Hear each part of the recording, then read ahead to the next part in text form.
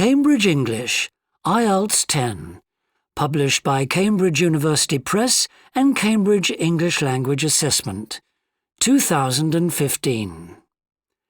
This recording is copyright. CD 2. Test 3. You will hear a number of different recordings and you will have to answer questions on what you hear. There will be time for you to read the instructions and questions, and you will have a chance to check your work. All the recordings will be played once only. The test is in 4 sections. At the end of the test, you will be given 10 minutes to transfer your answers to an answer sheet. Now turn to Section 1. Section 1. You will hear a conversation between the director of a childcare centre and a parent enrolling her child in the centre. First, you have some time to look at questions 1 to 6.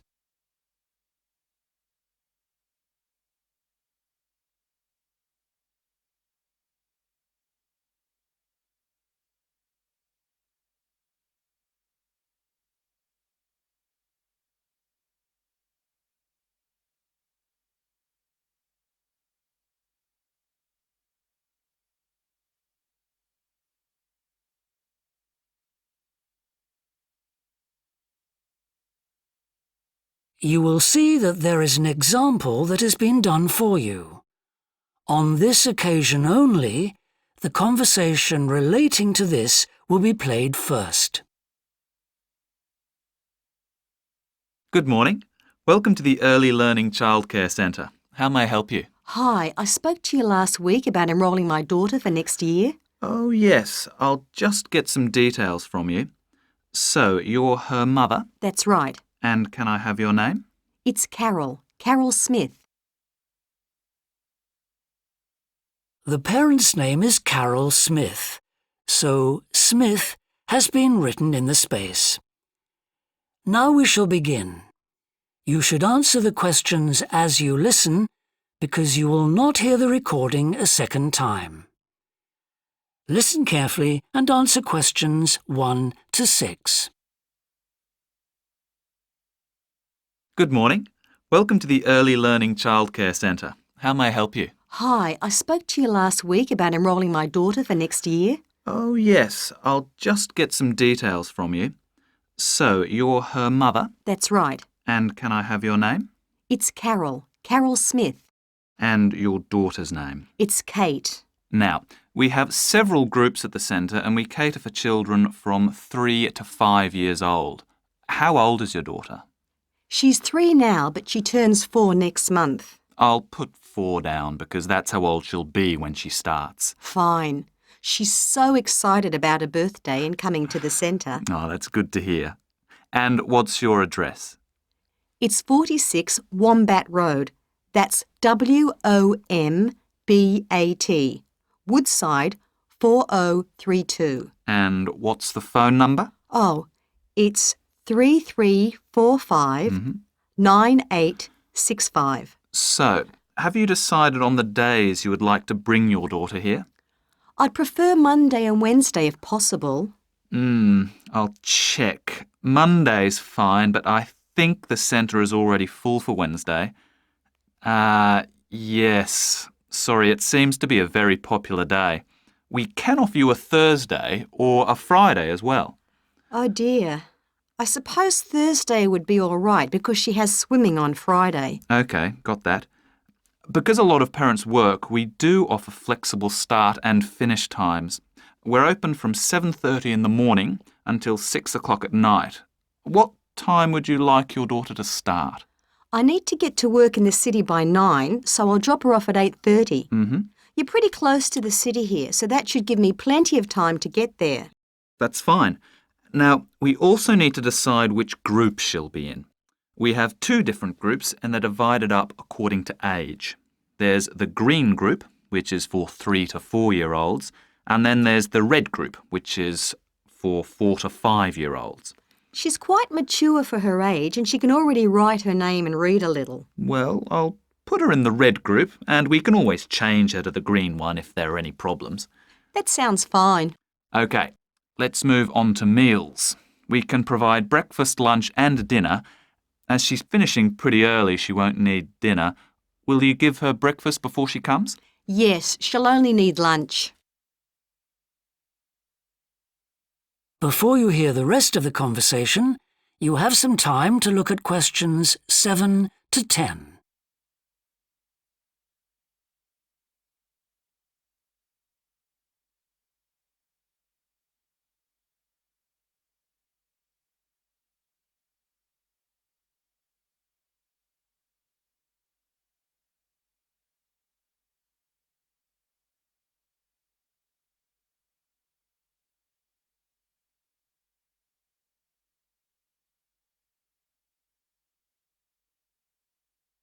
Now listen and answer questions 7 to 10.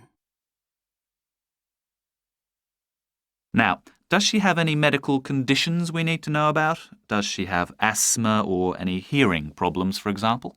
No, but she does need to wear glasses. Oh, I'll make a note of that. Yeah, she's pretty good about wearing them. She can't see much without them. Right. OK. Now, I also need emergency contact details. So what sort of information do you need? Just the name and number of a friend or family member we can contact in case we can't get hold of you at any time. OK. That'd better be my sister, Jenny Ball. Uh-huh. That's B-A-L-L. Her phone number is 33467523. Great. So she is the child's aunt? Yes, that's right. I'll make a note of that as well. Now, is there anything you'd like to ask? What about payment? How much are the fees each term? Well, for 2 days and the hours you've chosen, that will be $450 altogether. OK, and do I have to pay that now? No, we send out invoices once the children start at the centre. You can choose to pay at the end of each term, or we do offer a slightly discounted rate if you pay every month. Oh, I'll do that then. I find it easier to budget that way and I'm not used to the term dates just yet. Good. It makes it a lot simpler for us as well. Well, that's everything. Would you like me to show you around the centre? We can go. That is the end of section 1. You now have half a minute to check your answers.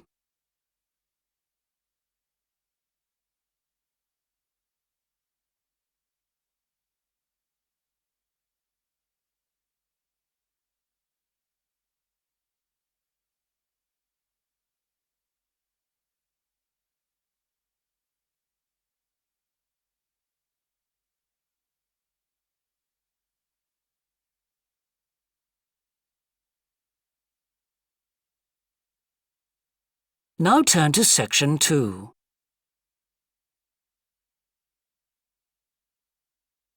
Section 2. You will hear a woman called Alice Bustle talking on the radio about the Dolphin Conservation Trust, an organisation which tries to protect dolphins. First, you have some time to look at questions 11 to 15.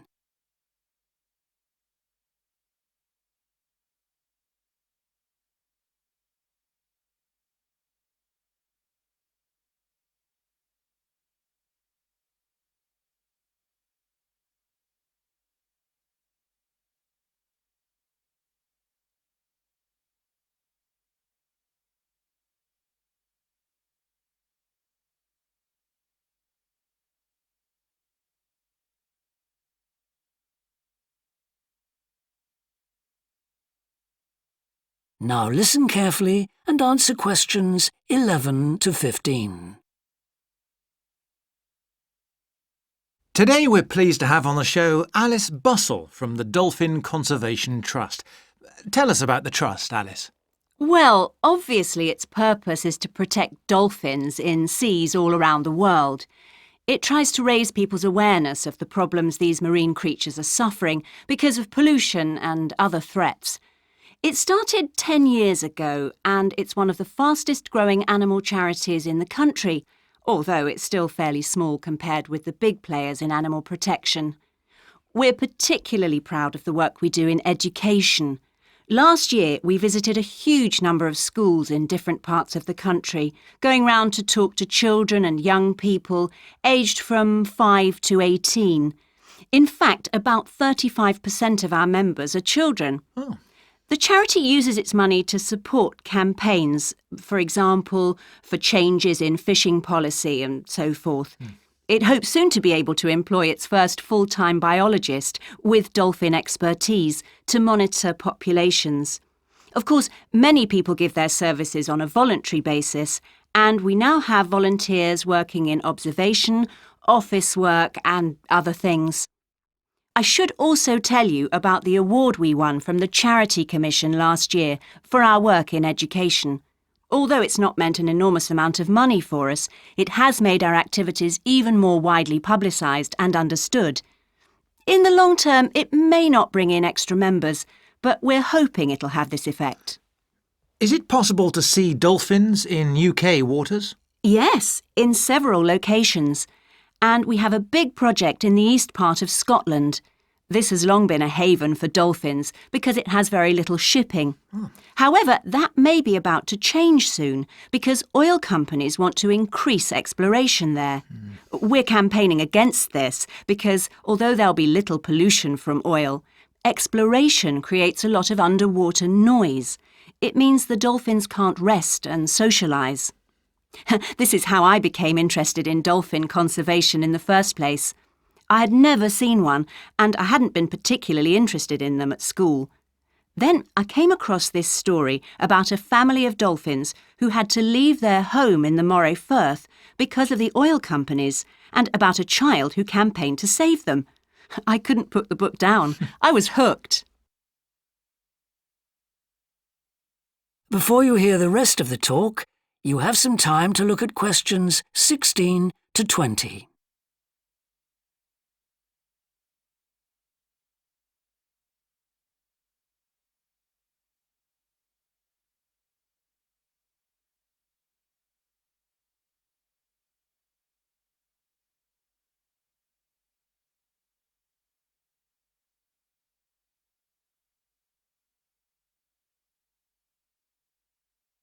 Now listen and answer questions 16 to 20. I'm sure our listeners will want to find out what they can do to help. You mentioned the Adopt a Dolphin scheme. Can you tell us about that? Of course. People can choose one of our dolphins to sponsor. They receive a picture of it and news updates. I'd like to tell you about 4 which are currently being adopted by our members: Moondancer, Echo, Kiwi and Samson. Unfortunately, Echo is being rather elusive this year and hasn't yet been sighted by our observers, but we remain optimistic that he'll be out there soon. All the others have been out in force. Samson and Moondancer are often photographed together, but it's Kiwi who's our real character, as she seems to love coming up close for the cameras, and we've captured her on film hundreds of times. They all have their own personalities. Moondancer is very elegant and curves out and into the water very smoothly, whereas Samson has a lot of energy. He's always leaping out of the water with great vigour. You'd probably expect him to be the youngest. He's not quite. That's Kiwi. But Samson's the latest of our dolphins to be chosen for the scheme. Kiwi makes a lot of noise, so we can often pick her out straight away. Echo and Moondancer are noisy too, but Moondancer's easy to find because she has a particularly large fin on her back, which makes her easy to identify. So, yes, they're all very different. Well, they sound a fascinating group. And how would you go about... That is the end of section 2. You now have half a minute to check your answers.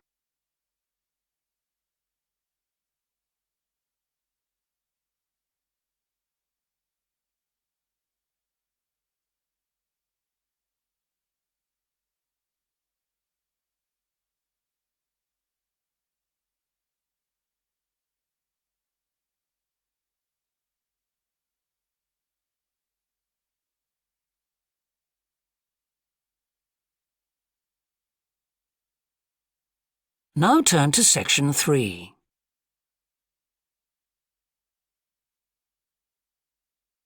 Section 3. You will hear a student called Rob, who is in the first year of a theatre studies course, talking to another student called Mia, who's in the fourth year of the same course.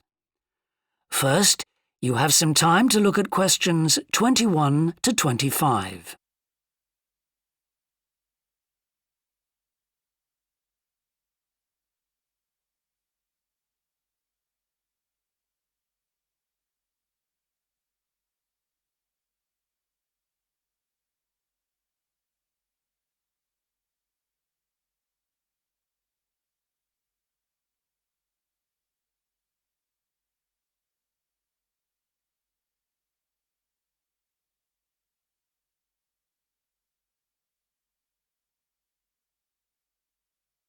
Now listen carefully and answer questions 21 to 25.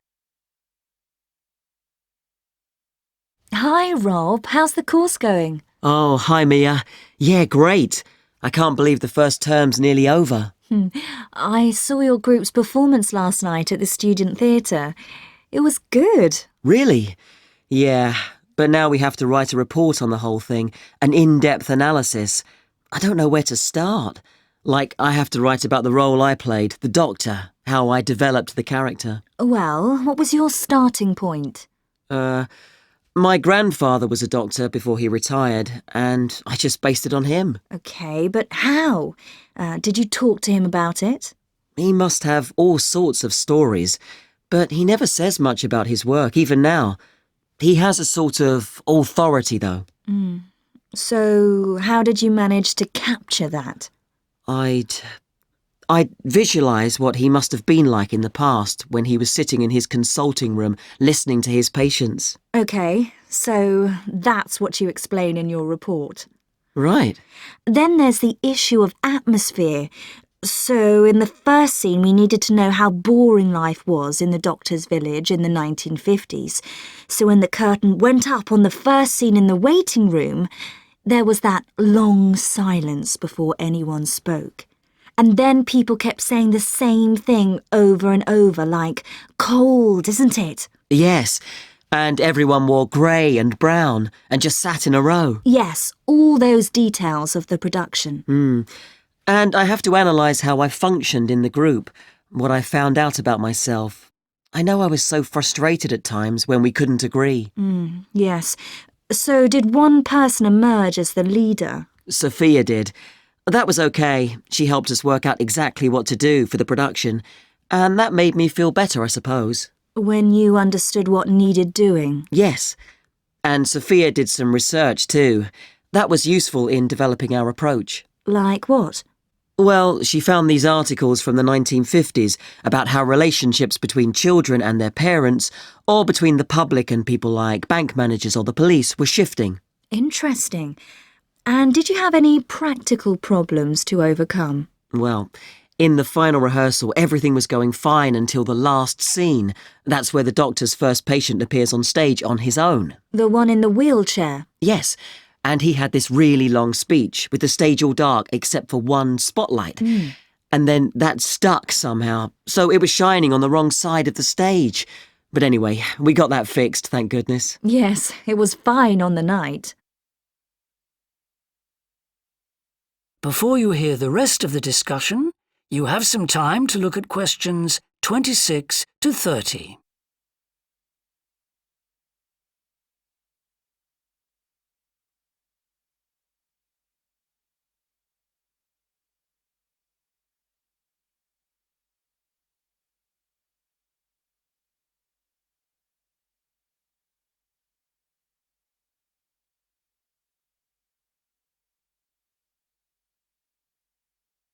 Now listen and answer questions 26 to 30. But while you're here, Mia, I wanted to ask you about the year abroad option. Would you recommend doing that? Yes, definitely. It's a fantastic chance to study in another country for a year. I think I'd like to do it, but it looks very competitive. There's only a limited number of places. Yes. So, next year, when you're in the second year of the course, you need to work really hard in all your theatre studies modules. only students with good marks get places. You have to prove that you know your subject really well. Right. So how did you choose where to go? Well, I decided I wanted a programme that would fit in with what I wanted to do after I graduate. So I looked for a university with emphasis on acting rather than directing, for example. It depends on you. Then about 6 months before you go, you have to email the scheme coordinator with your top 3 choices. I had a friend who missed the deadline and didn't get her first choice, so you do need to get a move on at that stage.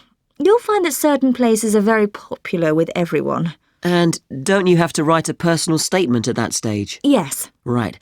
I'll get some of the final year students to give me some tips. Maybe see if I can read what they wrote. I think that's a very good idea. I don't mind showing you what I did. And while you're abroad, don't make the mistake I made.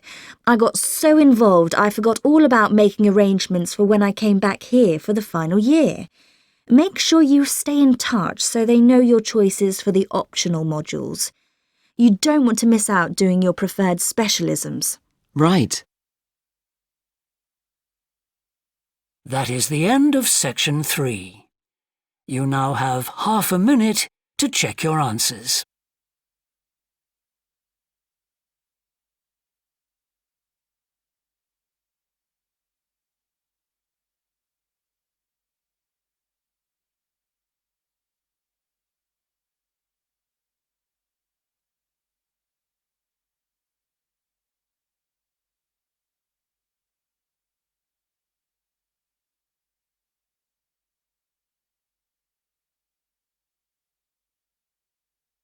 Now turn to section 4.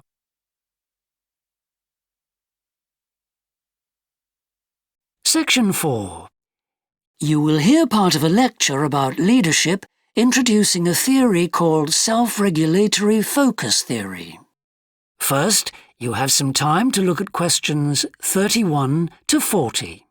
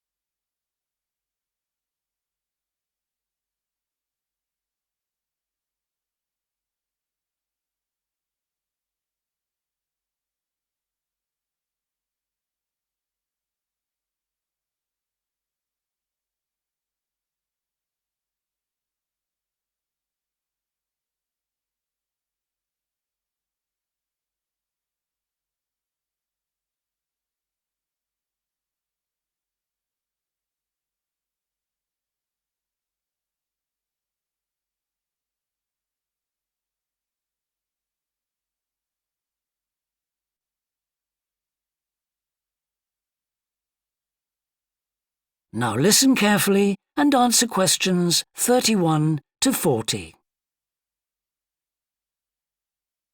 Today, I want to talk about self-regulatory focus theory and how the actions of leaders can affect the way followers approach different situations. Self-regulatory focus theory is a theory developed by Torrey Higgins. He says that a person's focus at any given time is to either approach pleasure or avoid pain. These are two basic motivations that each and every one of us has, and they cause us to have different kinds of goals. Promotion goals in different life situations emphasize achievement. Prevention goals are oriented towards the avoidance of punishment. In a specific situation, our thoughts might focus more on promotion goals or more on prevention goals. The theory suggests that 2 factors affect which goals we are focusing on. First, there is a chronic factor. This factor is connected to a person's personality and says that each person has a basic tendency to either focus more on promotion goals or focus more on prevention goals, as part of his or her personality. Second, there is a situational factor, which means that the context we are in can make us more likely to focus on one set of goals or the other. For example, we are more likely to be thinking about pleasure and to have promotion goals when we are spending time with a friend. In contrast, if we are working on an important project for our boss, we are more likely to try to avoid making mistakes and therefore have more prevention goals in our mind. Research has shown that the goals we are focusing on at a given time affect the way we think. For example, when focusing on promotion goals, people consider their ideal self, their aspirations and gains.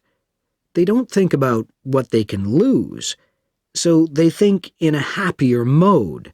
They feel more inspired to change. When people are focusing on prevention goals, they think about their ought self.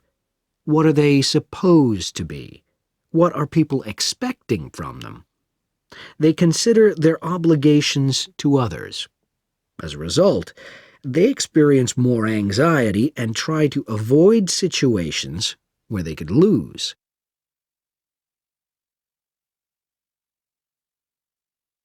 Now that I have talked about the two focuses and how they affect people, I want to look at the idea that the way leaders behave, or their style of leading, can affect the focus that followers adopt in a specific situation. In talking about leadership, we often mention transformational leaders and transactional leaders. Transformational leaders, when interacting with their followers, focus on their development. In their words and actions, transformational leaders highlight change. Their speech is passionate and conveys a definitive vision. All of these things can encourage followers to think about what could be. In other words, they inspire a promotion focus in their followers.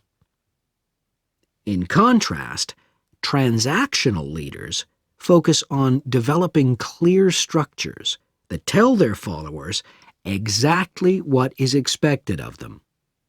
While they do explain the rewards people will get for following orders, they emphasize more how a follower will be punished, or that a follower won't get rewarded if his or her behavior doesn't change. In short, they emphasize the consequences of making a mistake. This emphasis will clearly lead followers to focus on avoiding punishment and problems. This is clearly a prevention focus. In conclusion, it is important to understand that one focus is not necessarily better than the other one. For a designer who works in a field where a lot of innovation is needed, a promotion focus is probably better.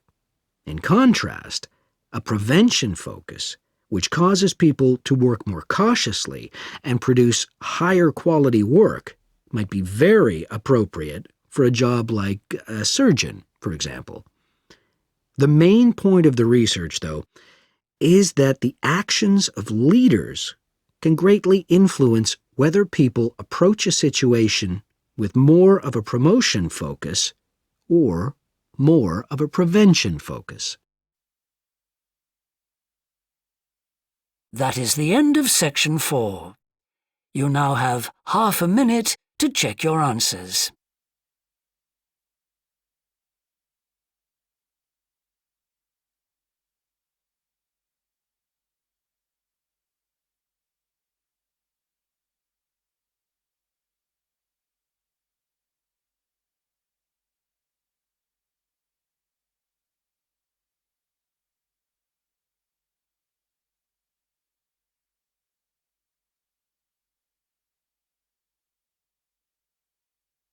That is the end of the listening test. In the Ielts test, you would now have 10 minutes to transfer your answers to the answer sheet.